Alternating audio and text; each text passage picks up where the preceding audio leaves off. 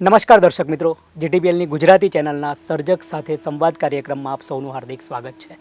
દર્શક મિત્રો, સર્જક સાથે સંવાદમાં આપ અનેક રંગોથી રંગાયા છો, અનેક પ્રકારની કલાઓના જાણકાર અને કલાકારોથી આપ રૂબરૂ થયા છો.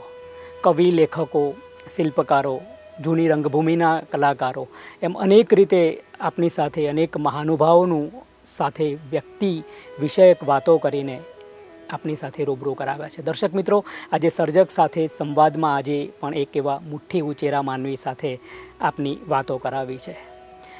જીટીપીએલ પરિવાર વતીને આપ સૌ દર્શક મિત્રો વતી એમનું સ્ટુડિયોમાં સ્વાગત કરવું છે. નમસ્કાર સાહેબ. ડૉક્ટર હિંમત ભાલોડિયા સાહેબ, સ્વાગત છે જીટીપીએલમાં આપનું. Thank you.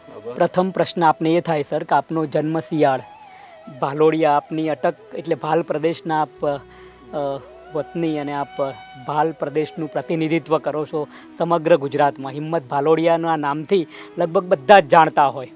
સાહેબ, આપના જન્મથી લઈને આપનું પ્રાથમિક શિક્ષણ, માધ્યમિક શિક્ષણ, પછી અકાદમી સાથે જોડાયા અને અત્યારે ગુજરાત કોલેજમાં પ્રિન્સિપાલ તરીકે કામ કરી રહ્યા છો. આ બધી જ વાતો આપના શબ્દોમાં દર્શક મિત્રો સુધી પહોંચાડવી છે. આપના સ્મરણો. નમસ્તે. હાજી હાજી. મારું આમ જન્મસ્થળ છે એ બાવળા તાલુકાનું શિયાળ ગામ. આમ શિયાળ ગામ, નામ શિયાળ છે પણ ગામ સિંહ જેવું છે. હાજી હાજી, બિલકુલ બિલકુલ. અને ખાસ શિયાળ ગામ અને એમ કહીએ કે માર ખેતર છે એનો જે શેઢો આપણે કહીએ છીએ ખેતરની, એ શેઢાથી આ બાજુ સુરેન્દ્રનગર જિલ્લો એટલે કે ઝાલાવાડ થાય, સૌરાષ્ટ્ર શરૂ થાય, અને આ બાજુ બાવળા તાલુકો ને અમદાવાદ જિલ્લો શરૂ થાય છે. બિલકુલ બિલકુલ. એટલે સૌરાષ્ટ્રના જે ક્ષિતિજ છે ત્યાં આગળ શિયાળ ગામ એ રીતે છે. હાજી હાજી. અને ભાલ પ્રદેશ આખો ગણાય છે. આમ ભાલ નળકંઠા, કારણ કે આગળ થોડા જઈએ એટલે નળ સરોવર આવી જાય છે. એટલે નળ સરોવરની આસપાસનો જે પ્રદેશ છે એ બધો નળકાંઠા તરીકે ઓળખાય છે. અને ત્યાંથી આ બાજુનો પ્રદેશ છે એ બધો ભાલ પ્રદેશ તરીકે ઓળખાય છે. એટલે નળકાંઠા અને ભાલના પણ ત્યાં આગળ જે સીમાડો છે ત્યાં આગળ ગામ છે. પણ ભાલ પ્રદેશ શરૂ થતું હોય અને એ રીતે પ્રદેશ ભાલ તરીકે ઓળખાય, એના ઉપરથી મારી સરનેમ પણ ભાલોડિયા છે અને એ રીતે અમે ઓળખાઈએ છીએ. ત્યાં મારું વતન છે. અને પછી પ્રાથમિક શિક્ષણ પણ મારું ગામમાં જ ત્યાં આગળ જ થયું છે. 10 ધોરણ સુધી હું ત્યાં આગળ મારા ગામમાં જ પ્રાથમિક શાળામાં જ ભણ્યો છું. 11-12 છે એ મેં 11મું ધોરણ છે એ મારું બોટાદમાં અને ત્યાં કાકા રહેતા એટલે એમની સાથે રહીને ત્યાં આગળ પસાર કર્યું છે. અને 12મું ધોરણ પછી પાછું હું બાવળા આવી ગયો.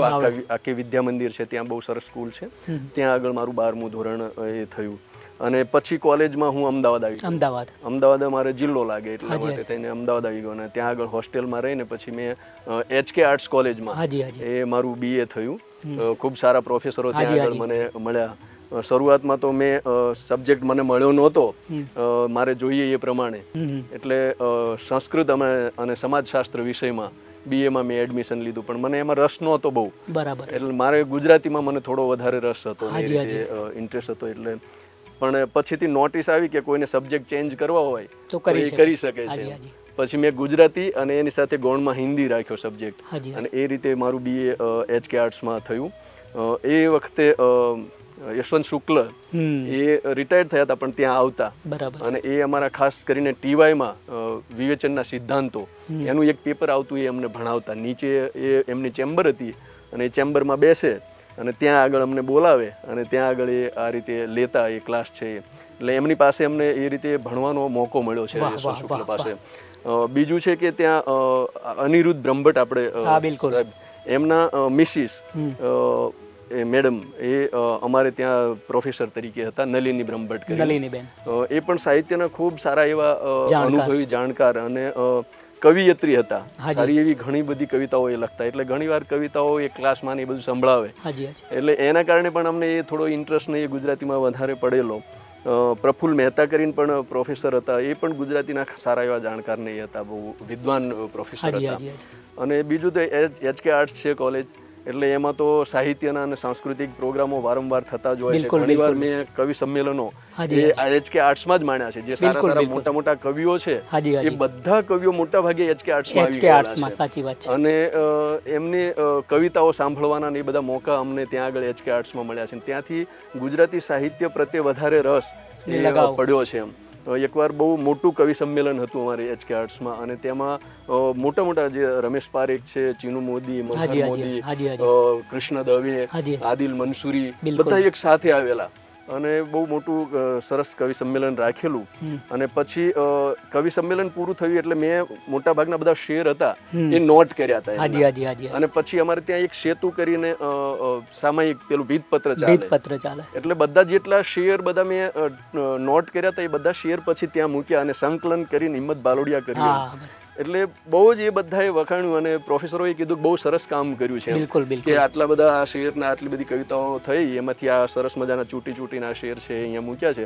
ઘણા વિદ્યાર્થીઓએ એ વખતે વાંચ્યા, કારણ કે એ વખતે આટલું બધું ટેકનોલોજીનું કે મોબાઈલ નહીં હતું નહીં, તો એ બાને એક બહુ સરસ એ કામ થયું હતું. અને ત્યાં આગળ આ રીતે મેં સાહિત્યમાં ને એમાં મને ઇન્ટરેસ્ટ પડ્યો અને પછી આ રીતે કામ કર્યું.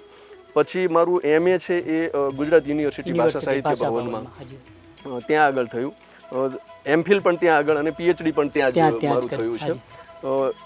MA અને MPhil ને PhD સુધી આમ કહીએ કે ભાષા સાહિત્ય ભવન એ વખતે બહુ સમૃદ્ધ. બિલકુલ. સુમન શાહ, સતીશ વ્યાસ, ચીનુ મોદી, કુમારપાલ દેસાઈ, પ્રસાદ બ્રહ્મભટ્ટ અને રઘુવીર એ હિન્દીમાં રઘુવીર ચૌધરી સાહેબ, આપણે ભોળાભાઈ પટેલ સાહેબ, આ બધા એ ત્યારે હિન્દીમાં ત્યાં આગળ. એટલે હિન્દીનો ક્લાસ નીચે ચાલે અને અમારા ગુજરાતીના ક્લાસ ઉપર ચાલે, પણ હિન્દીના વહેલા ચાલે, અમારા ગુજરાતીના પછી શરૂ થતા. તો હું વહેલા જતો રહેતો ને રઘુવીર ચૌધરીનો કે ભોળાભાઈ પટેલનો ક્લાસ હોય ને તો એમાં બેસી જતા. કારણ કે એટલે સાંભળવાની મજા આવે, એમના ક્લાસ હોય એટલે એમ મજા આવી જાય. તો એ ક્લાસ અમે ત્યાં ભરતા. પછી અમારા ક્લાસ ચાલુ થાય તો ગુજરાતીમાં પણ આ બધા વિદ્વાન પ્રોફેસરો હતા બધા, તો એમની પાસે એમને ભણવાનો મોકો મળ્યો છે. MA મારું ડિઝર્ટેશન રાવજી પટેલની વાર્તા સર્જકતા હતું, લઘુશોધ નિબંધ. સુમન શાહ પાસે મેં કર્યું છે, બહુ મોટા ગુજરાતી એના વિવેચક છે, તો એમની પાસે મારું એ વિવેચનનું એ પુસ્તક થયેલું પણ છે. અને સતીશ વ્યાસ પાસે ભણ્યા, ચીનુ મોદી પાસે ભણ્યા એ રીતે. તો બહુ સારું એવું MA, MPhil ને PhD પણ મારું પાછું સુમન શાહ પાસે. પછી અધ્યાપક તરીકે જોડાયા. પછી અધ્યાપક તરીકે મારી શરૂઆત છે એ ભોપાલ થઈ, NCERT સેન્ટ્રલ ગવર્મેન્ટમાં. ત્યાં પહેલા હું શરૂઆતમાં જોડાયો. દિલ્હી મારું ઇન્ટરવ્યુ હતું અને ત્યાંથી પછી મારી એપોઇન્ટમેન્ટ NCERTમાં 2001માં ત્યાં મારી એપોઇન્ટમેન્ટ થઈ અને 1.5-2 વર્ષ હું ત્યાં આગળ રહ્યો. ત્યાર પછી GPSC પાસ કરી હતી ક્લાસ 2ની, એટલે પહેલું પોસ્ટિંગ મારું આહવા ડાંગ થયું. કોલેજમાં પ્રોફેસર તરીકે. અને પછી તો મારી બદલીઓ થતી રહી ઘણી બધી. અને એ પછી મેં ક્લાસ 1ની પ્રિન્સિપાલની એક્ઝામ પાસ કરી. એટલે ગાંધીનગરમાંથી પછી સુરેન્દ્રનગરથી પછી અત્યારે હાલ ગુજરાત કોલેજમાં હું પ્રિન્સિપાલ તરીકે અકાદમીમાં પણ મહામાત્ર તરીકે ડેપ્યુટેશન ઉપર નિયુક્તિથી ત્યાં આગળ 1 વર્ષ રહ્યો અને અત્યારે ગુજરાત કોલેજમાં પ્રિન્સિપાલ તરીકે. ભાલોડિયા સાહેબ, કુલ કેટલા પુસ્તકો પ્રસિદ્ધ થયા અને પ્રથમ પુસ્તક કયું અને કયા ગદ્યમાં આપ કામ કરો છો? મોટાભાગે મારું વિવેચન ઉપર કામ છે. ક્રિટિસિઝમ. અને મારું PhD નું કામ પણ વિવેચન ઉપર છે. અને ગુજરાતી સાહિત્ય વિવેચનના કેટલાક સંપ્રત્યયો એ મારું પહેલું પુસ્તક છે. અને મારો PhD નો વિષય પણ એ રીતે જ હતો. અને સુમન શાહ પાસે મેં એ આખું રજીસ્ટ્રેશન કરાયેલું. પછી થોડો સમય એ પાછળના સમયે અમેરિકા જતા રહેલા, એટલે પાછું પ્રસાદ બ્રહ્મભટ્ટ પાસે એ રીતે ટ્રાન્સફર કરીને એ મારી PhD પૂરી કરી. ઉત્તમ વ્યક્તિ પ્રસાદ બ્રહ્મભટ્ટ, બહુ વ્યવસ્થિત અને બહુ સારા એવા અધ્યાપક અને એક માર્ગદર્શક તરીકે પણ બહુ સારા એ માર્ગદર્શક ગણી શકાય એવા વ્યક્તિ. તો એમની પાસે મેં એ રીતે પછી PhD પૂરું કર્યું. અને પછી એનો જે સૈદ્ધાંતિક ભાગ હતો એ સૈદ્ધાંતિક ભાગને મેં મઠારીને વ્યવસ્થિત કરીને ગુજરાતી સાહિત્ય વિવેચનના કેટલાક સંપ્રત્યો એ પુસ્તક પ્રકાશિત કર્યું. એ મારું પહેલું પુસ્તક છે. અને ત્યાર પછી રાવજી પટેલની વાર્તા સર્જકતા એ પુસ્તક મારું આવ્યું. અને પછી છે એ સાહિત્ય મંથન કરીને એમાં જુદા જુદા લેખો છે.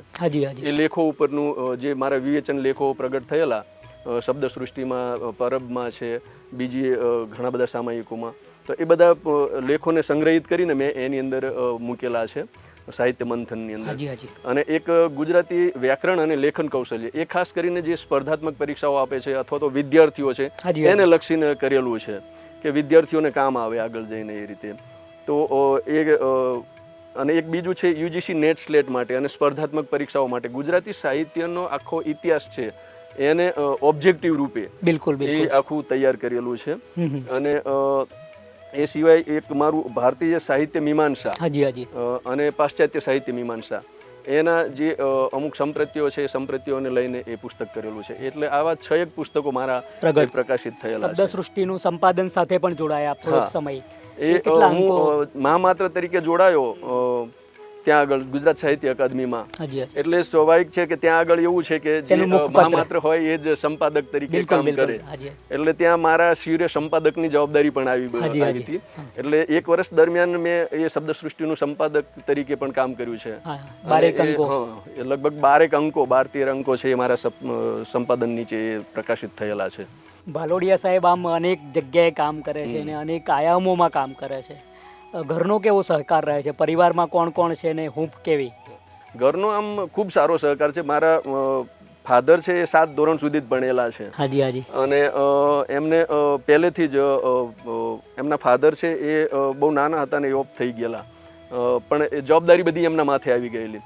પણ અમારે ખેતર ને એવું બધું છે એટલે એ શરૂઆતમાં એમને પહેલા તો 7 ધોરણ સુધી હોય ને એ રીતે પોલીસમાં ને એમાં લાગતા હતા. એટલે થોડો સમય પોલીસમાં એ રહેલા, પણ પછી એમાં ના ફાવ્યું એટલે પછી ખેતીમાં ને એમાં લાગી ગયા અને પછી કાયમ ખેતી જ કરી એમ. પણ અમને બહુ જ સારો સહકાર આપ્યો છે. ભણવામાં મને ક્યારેય એવી કમી નથી આવવા દીધી કે ક્યારેય કંઈ કીધું નથી. પણ એમને એક જ કે હું તને ભણાવું છું, તને તારે જે પૈસા જોતા હોય એ માગી લેવાના. અને ઘરે જ રહેવાય એવું હતું નહીં, બહાર હોસ્ટેલમાં રહેતા હતા તો ત્યાં બધું જોઈએ એ રીતે. તો કોઈ દિવસ એ રીતે એમને આપણને કંઈ કમી મહેસૂસ થાય એ રીતે એમને કંઈ આવવા દીધું નથી અને હંમેશા બહુ સારો સહકાર આપ્યો છે. તો એમનો અને મધર તો બહુ અભણ હતા એટલે એમને બહુ ખબર પડે નહીં, પણ એ એમ કે મારો છોકરો ભણે છે. હવે કેટલું ભણે છે, શું ભણે છે એ એમને બહુ ખબર પડે નહીં. મારા ફાધરને બહુ વધારે એટલું બહુ ખબર ના પડે. હું ફર્સ્ટ ક્લાસ લાવેલો 98માં હું યુજીસી નેટ પાસ કરેલી ગુજરાતમાં JRF સાથે. એ વખતે બહુ રેર પાસ થતા. તો એ વખતે હું પાસ થયેલો ને એમને મેં કીધું કે હું આ રીતે પાસ થયો છું એમ. તો કે બહુ સારું કર્યું, લે ભગવાન માતાજીએ તને આ રીતે પાસ કરી દીધો એમ. તો એ એટલો બસ આનંદ. પણ એમને બીજી ખબર ના રીતે પડે કે આ શું છે, કઈ રીતે છે એમ. એ પછી હું GPSC પાસ કરી, ક્લાસ 2ની NCERTમાં લાગ્યો, દિલ્હી ઇન્ટરવ્યૂ આપીને દિલ્હી NCERTમાં ઇન્ટરવ્યૂ આપીને પછી ભોપાલ લાગેલો. તોય એમને એટલું એમ કે છોકરો નોકરીએ લાગી ગયો એમ. પણ એ કેટલી મહેનતથી એ રીતે, એટલે બહુ એકદમ નિર્દોષ નિખાલસ સ્વભાવ. એટલે એમને એ બહુ એટલું એજ્યુકેશનમાં ખબર ના પડે પણ એ રીતે સપોર્ટ બહુ સારો રહ્યો છે મધર ફાધરનો. ને એમનો ભાઈઓ 2 મારા નાના છે, 2 ભાઈઓનો પણ બહુ સારો સપોર્ટ છે અને હંમેશા મને બહુ સાથ સહકાર આપ્યો છે. હું ભલે મોટો છું પણ મોટા તરીકેના કામ એમને કર્યા છે કે ભાઈને ભણવું છે, જેટલું ભણવું હોય એટલે ભણવા દો એમ. તો એટલો બહુ સાથ સહકાર બહુ 2 ભાઈઓને. અને મારા મિસિસ પણ ક્યારેય મને કોઈ દિવસ મારા કોઈ કામ હોય, વહીવટી કામ છે કે ગમે તે કામ છે, તો એમાં ક્યારેય મારા સાથે કોઈ બાબતમાં એક ચર્ચામાં જ ના હોય એમ. એ એમ જ કે તમારું કામ છે, તમારે તમારી રીતે કરવાનું, મારે મારું કામ છે એમ કરવાનું. તો મારા શિક્ષણને લગતા કામ હોય, મારા સાહિત્યને લગતા કામ હોય કે મારા વહીવટને લગતા કામ હોય, ત્રણેયમાં ક્યારેય એ અડચણરૂપ નથી આવ્યા. મારા બાળકો છે, 2 બેબી ને 1 બાબો છે, તો એમને પણ ક્યારેય એમ. તો બહુ સારો સપોર્ટ મને એ રીતે બહુ મળ્યો છે. અને એ વાતાવરણના લીધે કારણ એક એ છે કે હું આટલો થોડો એ રીતે મારી રીતે આગળ વધી શક્યો છું એમ. ભાલોડિયા સાહેબ ક્યારેક વતનમાં દ્વારકાધીશના નામ સાથે ખેતરોમાં ફરતા પણ સોશિયલ મીડિયામાં નજરે પડે. તો આ લગાવ જ એક એવો છે કે જે આપને વતન સુધી ખેંચી જાય છે ને આપે માટીનો પ્રેમ છે કે જે મેટ્રોના કલ્ચરમાં પણ એ આપણો ભાવ જગત તમે નિરાળું રાખ્યું છે. અને એ વ્યક્તિત્વના કારણે ઘણું બધું દીપી પણ ઉઠે છે. માણસ જ્યાં હોય ત્યાં એનું બધું અજવાળું પાથરતો હોય છે અને આપણા ઘરના સંસ્કારો, આપણી માતૃભૂમિના સંસ્કારો જ આ બધું કરતા હોય છે. ભાલોડિયા સાહેબ, બીજો પ્રશ્ન એ કરવો છે કે ભવિષ્યનો શું પ્લાન છે?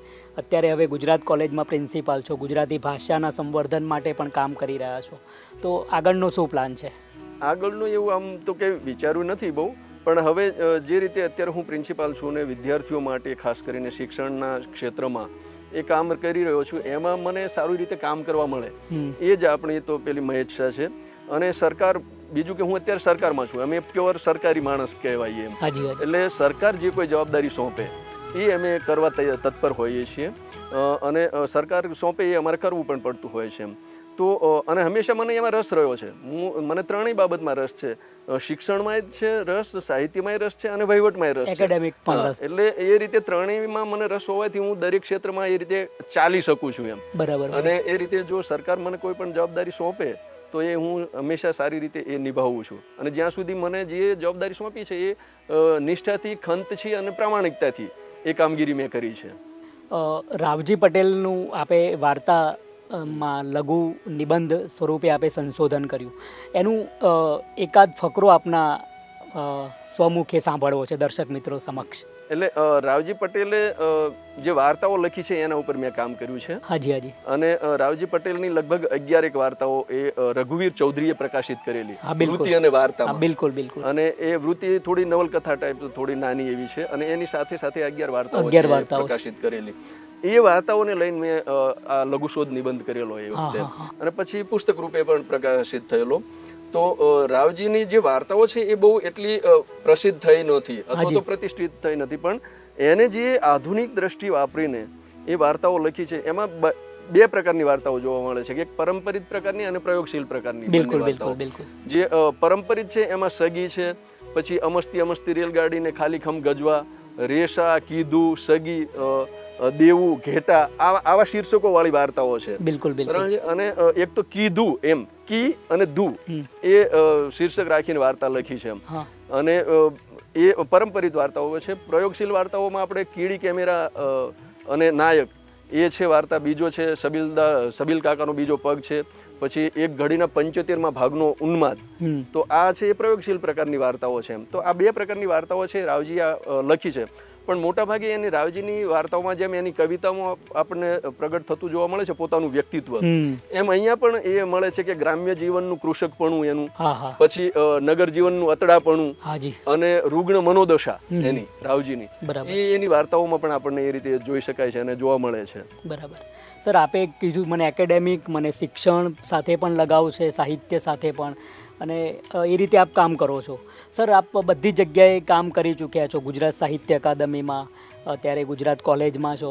તો આજની પરિસ્થિતિ સાહિત્યની, શિક્ષણની આપની દ્રષ્ટિએ કેવી છે, કેવી હોવી જોઈએ, આપ શું ઈચ્છો છો? હવે આમ કીધું એમ કે મને ત્રણેય પેલામાં રસ છે. શિક્ષણમાં છે, સાહિત્યમાં છે અને વહીવટમાં રસ છે.